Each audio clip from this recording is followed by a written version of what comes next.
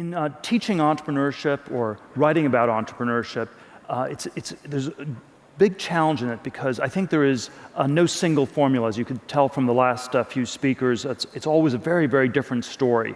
And I think every moment in the history of business, every moment in the history of technology happens only once. The next Mark Zuckerberg will not be building a social networking site. The next Larry Page will not be building a search engine. The next Bill Gates will not be building an operating system company. If you're copying these people, in some sense, you're not learning from them. And this is why I think there is no science to business. Science starts with the number 2. It starts with things that are repeatable and experimentally verifiable in one way or another. Whereas I think every great company is one of a kind. And the question, how do you get from 0 to 1? And so the starting point for my book, 0 to 1, is this sort of anti-formulaic approach. And to take this question of singularity and uniqueness as the central question.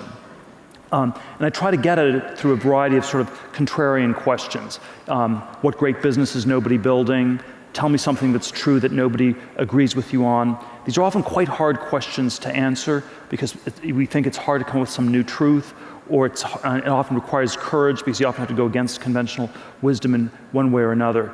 I want to maybe share 2 or 3 of these contrarian truths that I believe that people generally don't understand. But my book 0 to 1 is a whole set of these things that I believe to be true that most people do not agree with me on.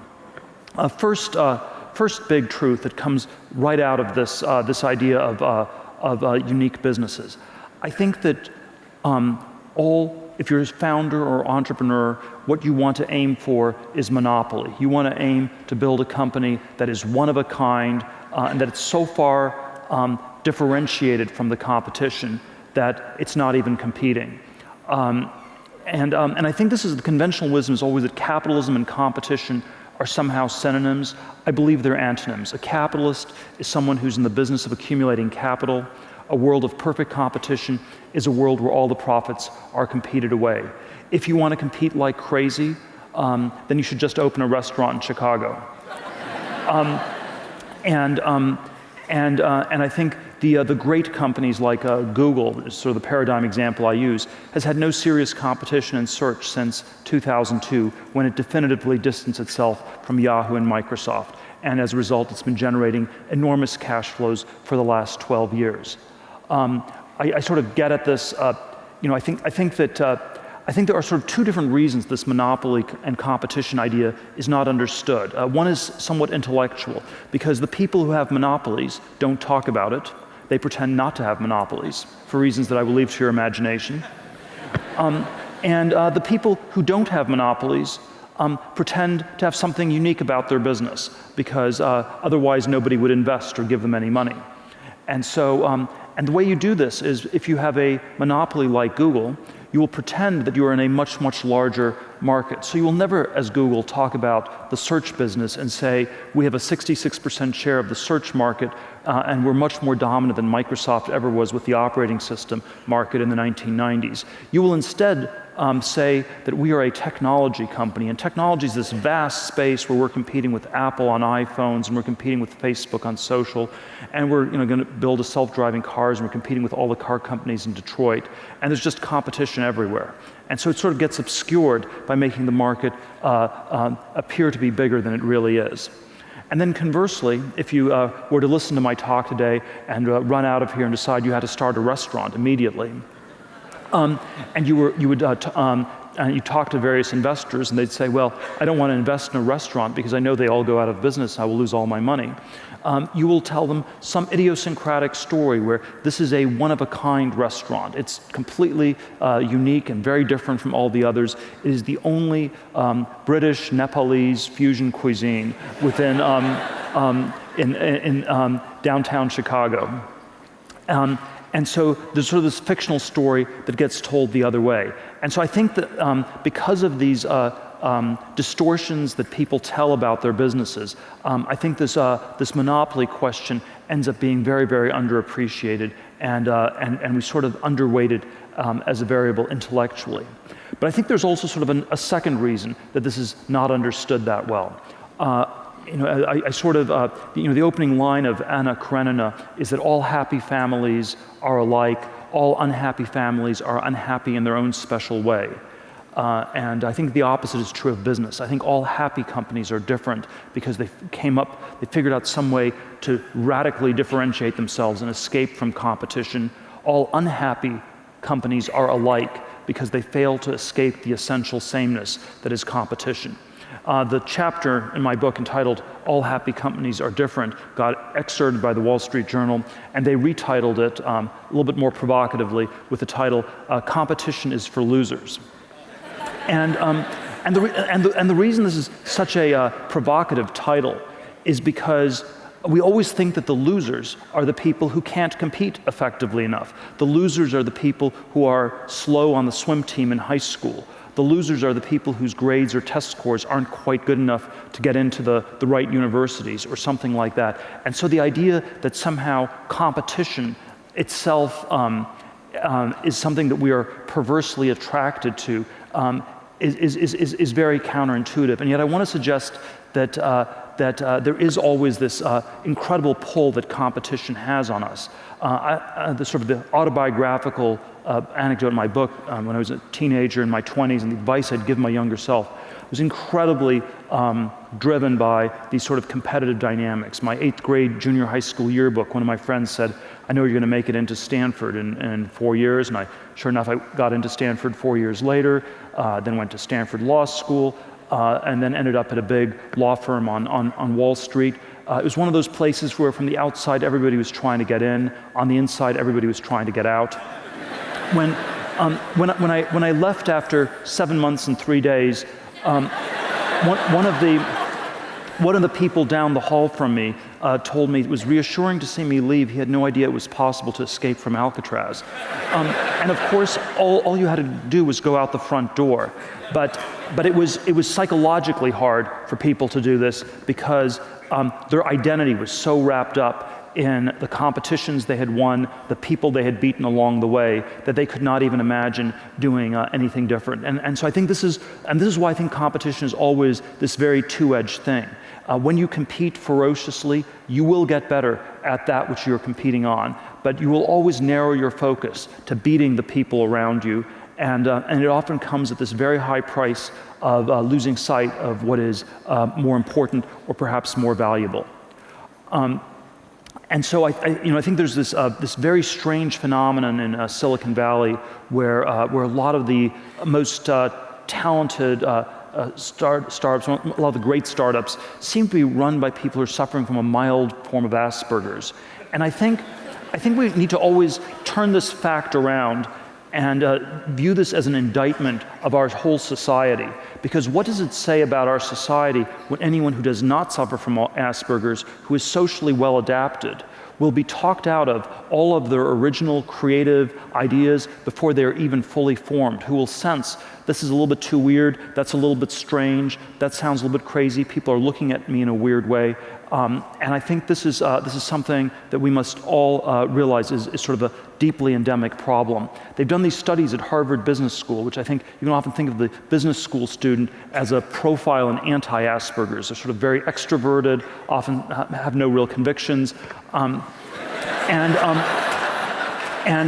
you have sort of a hothouse environment in which you put all these people for 2 years. And at the end of the 2-year process, they've all sort of talked to each other and they've concluded they should all try to catch the last wave. And it's invariably a pretty bad idea. In 1989, they all wanted to work for Michael Milken, just a year or two before he went to jail. They were never interested in tech or Silicon Valley except for 99, 2000 when they timed the dot-com bubble implosion perfectly. And then sort of 2005 to 07, it was all housing and private equity and things like that. And it's easy in some ways to make fun of people in business school or people who are sort of conventionally tracked. But I think we should recognize that we're all very prone to this. Already in the time of Shakespeare, the word ape meant both primate and to imitate. And there is something very deep in human nature that is imitative. It has a lot of good things. It's how language gets learned by kids. It's how culture gets transmitted in our society. But it also can lead to sort of a lot of insane behavior. It can lead to the madness of crowds, to bubbles, to sort of mass delusions of one sort or another. And I think it can. And I think it's, advertising, we always tell ourselves that we're not that prone to this, and I think that's something I'd encourage all of us to rethink. We always think of advertising as something that just afflicts other people, that never afflicts ourselves. I think this is very far from the case. And so the monopoly competition is not just this intellectual failure, it's also this thing where you have a tiny door where everyone's trying to rush through, and there may be around the corner a vast and a secret gate that no one's taking, and you should always find the secret path and go ahead and take that. Two other quick ideas on things that I believe to be true that most people don't agree with me on. I think there are many answers to this question, what is true, that people don't agree with me on. And most of us actually don't think there are that many answers left. We think that all these answers have been discovered. And I sort of give a trichotomy in my book of conventions, which are truths everybody already knows. The other end, there are mysteries, which are truths that we can't that nobody in this world can figure out. And then there are things that are in between that are hard. It takes a lot of work, but if you apply yourself, you could figure those out. And I call those secrets. And I think there are many secrets left. Now, there are certain areas where it's not that promising to look. So, if you were growing up in the 17th or 18th century, there were some empty spaces on the map, and you could become an explorer and discover some more secrets about geography.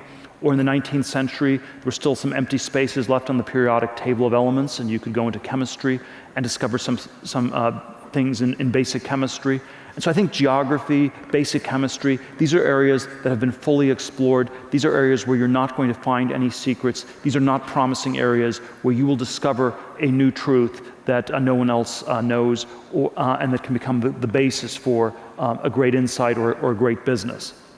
But I think most areas are not like this. And I think that there are many directions we can go in where the frontier is still surprisingly close. There certainly has been an enormous amount of ideas and businesses that have been discovered in this IT space for the last 40 years. And there's no reason to think that's going to stop around computers, internet, mobile internet, software. There are many things people find. The ideas are often, they always seem shockingly simple in retrospect. They're pretty hard ex ante. When we came up at PayPal with combining email with money, that was a secret. It was not an easy thing to figure out. No one else in the world had figured it out, but it was far from impossible to do. And once we came up with the idea, we thought, wow, it's amazing no one's thought of this yet. We have to really execute fast before anyone catches up. And so I think there are many things, there are many secrets like this that are left to be discovered. And we see this with all the new businesses that emerge in these areas. I actually think that we should try to find some in a number of other areas. So I think that everything from biotech to space technologies, all sorts of other areas of technology, I think have been somewhat underexplored in recent decades, and that it would be good if the cone of progress were not just this narrow cone around computers and the world of bits, but were expanded to include the world of atoms in many other ways. So, second idea is there are many secrets left for us to discover. Third idea that I'll end on, and this is the basic dichotomy in my book. I think for us to have a successful 21st century, we're going to have both globalization and technological innovation. And I think these are two very different modes of progress. And people often use these words interchangeably, and I think that's always a big mistake. I draw globalization always on an x-axis. I describe it as copying things that work, going from one to n, horizontal or extensive growth. China is the paradigm of globalization today, and to first approximation, what China needs to do in the next 20 years is just copy everything that's working in the West. You can maybe skip a few steps, but if it executes against that, the people in China will be much better off in the decades ahead. And then I always draw technology on the y-axis. I describe it as vertical or intensive growth, doing new things, going from 0 to 1. And we can sort of see this big difference between globalization and technology if we think about the history of the last 200 years. There have been periods of globalization, there have been periods of technology. The 19th century was a period of both. From 1815 to 1914, you had tremendous technological progress and tremendous amounts of globalization taking place. After 1914, with the world wars, communism, all sorts of other events, globalization sort of went in reverse. The world became a much more disunited, much more fragmented sort of a place. But technology continued to go at a ferocious pace. And I would argue since maybe about 1971, when Kissinger went to China and globalization restarted, it began at a ferocious rate the last 40 plus years. Technology's been going a little bit more slowly, where it's been, as I already said, a narrow focus on computers and a little bit less of other things. So the last century, unlike the 19th century, has been a period where we first had lots of technology, but no globalization, and we've now had a more recent period where we've had lots of globalization, but only limited technological progress. And this change is reflected in a very different way in which we talk about today's world. In the 1950s or 1960s, we would have described the world as being divided between the first world and the third world. The first world was that part of the world that saw relentless, accelerating technological progress. The third world was that part of the world that was permanently stuck, permanently screwed up in one way or another. So no globalization, but lots of technology. Today we would divide the world into the developed and developing nations. The developing nations are those that are copying the developed world. And so this developing dichotomy is a pro-globalization dichotomy. It's sort of a convergence theory of history where the entire world will become more and more homogeneous as globalization continues apace. But it is also implicitly an anti-technological dichotomy, because when we say that we're living in the developed world, we are implicitly saying that we're living in that part of the world where nothing new is going to be done, where things are finished, they're complete, and we can expect decades of stagnation and sclerosis, and the younger generation should expect to have a lower living standard than their parents, and we have sort of this rather bleak view of the future. And I think we should not accept that sort of a label. We should not accept this idea that we're living in the developed world. And so I will end by saying that I think we should always return to the very contrarian question, how can we go about developing the developed world? Thank you very much.